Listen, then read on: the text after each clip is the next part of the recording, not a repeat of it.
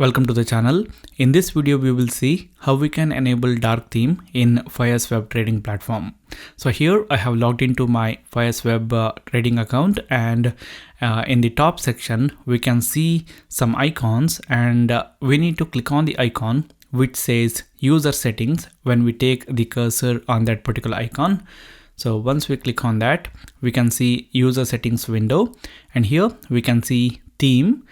By default, light theme is selected. If we click on this dark, then we will get the dark theme. After that, we need to click on OK, and that's it. From now on, whenever we log into our Fyers Web Trading Platform, it will be opened with the dark theme. If you want the light theme back, again, you guys can click on the user settings and click on this light option. And after that, click on OK, you will get the light theme back. So this is it, guys. Thank you for watching. I'll see you later in the next video.